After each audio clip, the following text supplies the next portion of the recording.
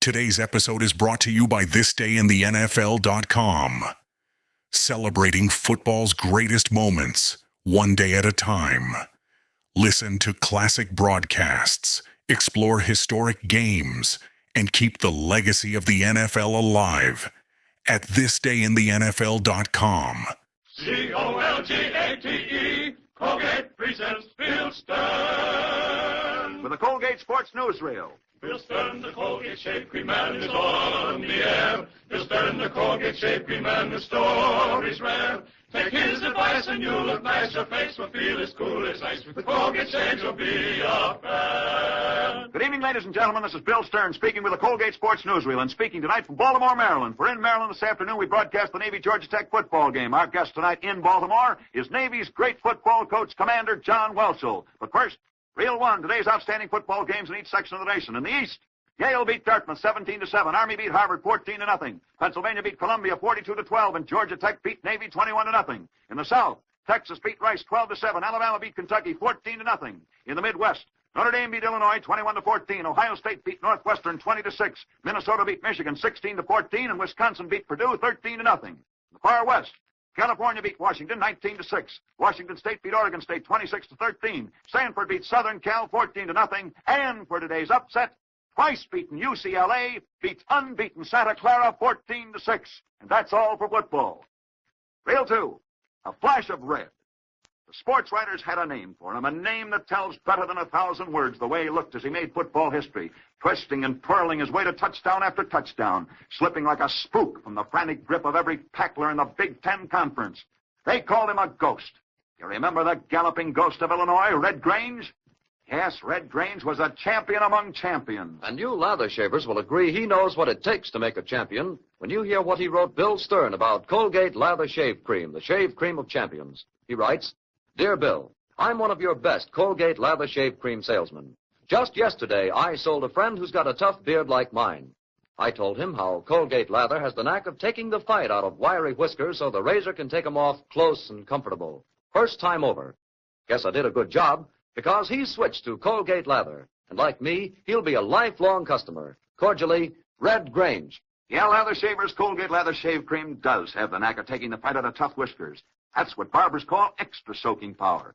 That's the reason that 2 out of 3 barbers shave with Colgate Lather. Barbers have found, as you will, that Colgate's rich, small bubble lather cuts through the tough film on each whisker at the skin line so you can shave close without snagging. Start tomorrow off right. Switch to the shave cream of champions. Get Colgate Lather Shave Cream and get it tonight. Remember, turn in an empty metal tube any size, any kind, when you buy. Reel 3, profile of a fight. Back in 1933 in America, Max Schmeling, the famous German boxer, had just lost the heavyweight championship of the world. Also back in 1933 in America, Primo Carnera, the Italian boxer, was just beginning. So what could be more natural than that Primo Carnera, the newcomer, should want to fight Max Schmeling, the ex-heavyweight champion of the world? But Schmeling refused by saying, "Why should I fight that big, dumb Italian pig?" Well, this must have hurt Primo Carnera, but it didn't hurt him enough to keep him from eventually winning the heavyweight championship for himself.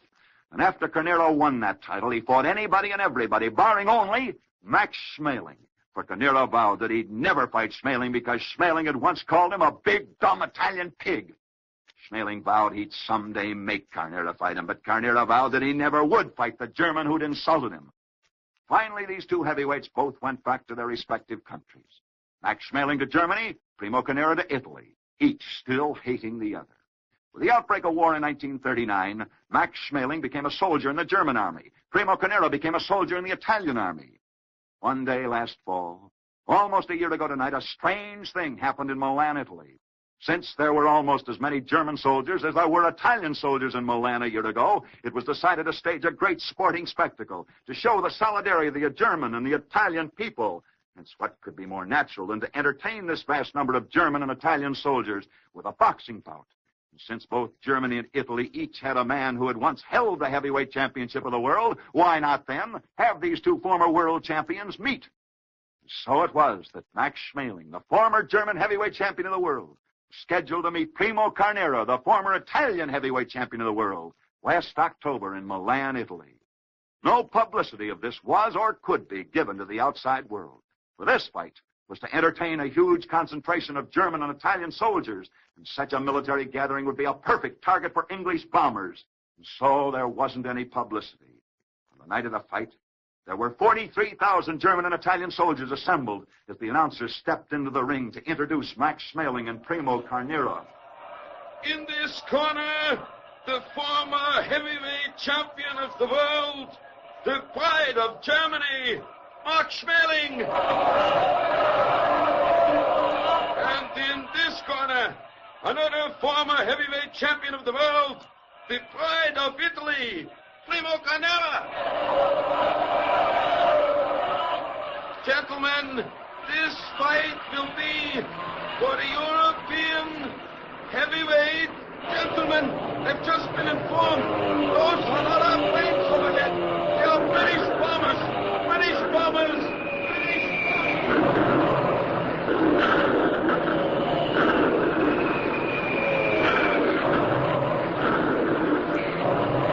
Now you know why there was no publicity or stories about this fight. But how did the British find out? How did the British know just where to go and exactly when to be there? Well, the story finally got out last week when Abe Green, president of the National Boxing Association of the United States, America's top boxing authority, received the following letter from Bern, Switzerland. The letter read, "Dear Abe, I'm sending this letter through a neutral country, as this story is too good to keep any longer. I was supposed to fight Max Schmeling last October in Milan, Italy, but English bombers arrived just at the right moment, so we couldn't fight. Remember when Max Schmeling called me a big, dumb Italian pig? And I told you at that time that I'd never fight him after that remark. Well, it still goes. I never will. I wonder who tipped the British off. I can't imagine, can you? Best regards, signed, an Italian who's not so dumb. Primo Carnera. Profile of a fight." Bill Ford, Colgate's camera close-up of the United States Naval Academy. Anchors aweigh, my boys. Tonight we're in Baltimore, Maryland, for in Maryland this afternoon, the United States Naval Academy played Georgia Tech. Tonight our guest is Navy's great coach, Commander John Welshel. As the head football coach of Navy, Commander John Welshel, we'd like very much for you to tell us just what you thought of the game your Navy team played against Georgia Tech this afternoon. Ladies and gentlemen, here is Navy's coach, John Welshel. I think Navy put up a great fight against a superior Georgia Tech team. Halfway through the second period, it was a 0-0 ball game, and we were threatening to score when Georgia Tech intercepted our first pass and ran it back 92 yards for the first touchdown of the game. Up to then, we were holding our own. But I'm not here to alibi for Navy. We played the very best we know how, and we lost. But, Bill, I'd like to say this. If you knew how much these Navy boys must do besides play football, you realize how proud I am of them, even in defeat. And to Bill Alexander and his great Georgia Tech team, congratulations on winning. You deserve it. Well, thank you very much. Good luck and good night, Commander John Welshel. Good night, Bill. Let's pause for a moment. We'll return to the Bill Stern Sports Newsreel right after these messages. To find out more about old-time radio, old-time video, and the pleasures of listening to audiobooks, visit the Audiobook Club website, www.audiobookclub.com, where you can get 4 audiobooks for just 1 penny. MediaBay.com. And now, let's return to the Bill Stern Sports Newsreel. Reel 5, Portrait of a Forgotten Fact. Sometimes in a man's battle to attain his life's goal, an unimportant little incident may create an unforgettable story and yet still somehow be forgotten. Such a story we have for you tonight. Exactly 100 years ago, a youngster of 15 was a student at the technical school in Old Vienna. His father had sent him there for he hoped to see his son someday become a famous engineer. That boy was the most shiftless and irresponsible pupil in the entire technical school of Vienna. He was more interested in athletics than he was in his studies. The technical school of Vienna was shut off from the outside world by a high stone wall rising 7 feet at height. Discipline was strict and harsh. It was a dreary place for a high-spirited, sports-loving boy, and so quite naturally, that youngster rebelled at the tedious life of the school and often planned ways of sneaking over that high 7-foot wall and getting out of the school. One day, And playing around inside the schoolyard, the youngster came across a long pole. Found to his amazement that by holding the pole a certain way and throwing his body forward and upward, he could vault over low obstacles. The youngster said nothing to anyone. He didn't know he'd accidentally discovered a new sport. All he knew was that by using this long pole, he was slowly but surely learning how to vault over higher and higher obstacles. A secret the boy practiced daily, living only for the day when he could clear 7 feet and use this newfound skill to take him over that 7-foot wall around the school and get him out to freedom. For he was but a little boy, and this wall was too high for him to climb. One day, the boy was practicing as usual, when he was suddenly caught by the head schoolmaster. He was summoned to the headmaster's office. The schoolmaster peered at the boy icily out of the bottom of his spectacles and angrily spoke. Young man, you're a disgrace to the school. But, sir, I've done nothing but learn to vault with the aid of a pole. I've discovered a wonderful new sport. Silence! I will have none of your impertinence. But I'm not impertinent, sir. I'm only trying to tell you that this will someday be a great sport. Imagine, sir, I jumped as high as 6 feet. Why, someday someone with the aid of a pole might even vault as high as 10 feet. You're a young fool to believe that. Jumping over obstacles with a stick. What ridiculous nonsense. Well, you may take your newly discovered sport to some other school. We have no use for it here, nor for you. You're expelled. Your father will be notified in the morning. So that boy was expelled from the technical school of Vienna, kicked out by a schoolmaster who had caught him vaulting with a pole. The boy went to other schools in Vienna, tried to interest them in the new sport of vaulting with a pole, but he was laughed at everywhere. Oh, but that never discouraged that boy. He firmly believed that someday, somehow, vaulting with a pole would be a universal sport.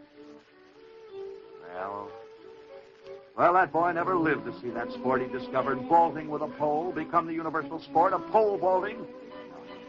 No, nobody remembers him today as the inventor of this sport. But everyone remembers him as the man who gave the world the immortal waltzes of old Vienna, the Vienna of yesteryear that can never be forgotten. For it was this boy who wrote the most beautiful and famous waltz that's ever been written, the beautiful Blue Danube Waltz.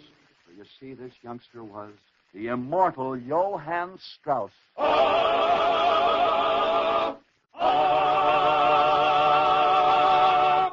Reel 6. Some real sense. I want to tell you why brushless shavers are switching to Colgate Brushless, the brushless shave cream of champions. You see, Colgate Brushless is one no-brush cream that's made especially for men with dry, sensitive skin.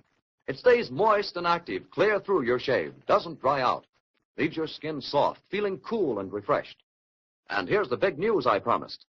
Now you can get Colgate Brushless in a handy brand-new glass Victory jar that holds 5 full ounces of Colgate Brushless, yet costs only 45 cents. Mister, that's real economy. And remember, when you buy Colgate Brushless in the new glass Victory jar, there's no tube to turn in, and you help save tin that's so vital to our war effort. So do your face a favor. Favor your pocketbook, too. Switch to the brushless shave cream of champions. Get Colgate Brushless Shave Cream in the Victory jar tonight. And now, back to Bill Stern. Reel 7. Our Colgate Candid Camera catches the story behind the story. Exclusive. Hollywood, California. Rita Hayworth's newest love interest is Michigan's former All-American, Tommy Harmon. Chicago, Illinois. On December the 1st, Washington authorities will announce no spring training for any baseball teams next year. Berlin, Germany, via shortwave radio. 4 new racetracks have been opened up in Germany in the last year. But the only horses running are those, get this, ladies and gentlemen, this is a direct quote from the Berlin radio, the only horses running are those too sick to be eaten. And that's the 3-0 mark for tonight. Anchors away, my boys, anchors away. Hear that song in the background? That is Anchors Away, the famous Navy song which tells you we've been broadcasting the Colgate Sports Newsreel tonight from Baltimore, Maryland. For in Maryland this afternoon, we broadcast the Navy-Georgia Tech football game. Each Saturday this fall, we'll be traveling around the country broadcasting the nation's biggest football games. And each Saturday night, from whatever city we're in that afternoon, we'll come this show, same time, same stations, with a famous guest star for an added attraction each week. Next Saturday night, we'll be back with another Colgate Sports Newsreel coming to you from whichever city has the nation's biggest football game. Don't forget, 1 half hour before we come on each week, tune into these stations and hear the funniest show in radio called Can You Top This? So until next Saturday night at the same time over the same stations, I'll be seeing you on the screen in the newsreel at your favorite Lowe's or Associated Theaters. Now, this is Bill Stern wishing you all a good night from Baltimore. COLGATE. This program originated in Baltimore, Maryland. Today's broadcast is brought to you by ClassicBaseballBroadcasts.com, your one-stop destination for thousands of authentic, vintage radio game broadcasts, interviews and highlights. Red Barber, Mel Allen, Vin Scully, Ernie Harwell, Kurt Godey are just a few of the Ford Frick Award-winning voices. There are hundreds more that will bring back childhood memories from back in the day when the game was always on. From the crack of the bat to the roar of the crowd, relive the moments that made Baseball America's favorite pastime. Get started for free and step back in time listening to baseball's greatest moments.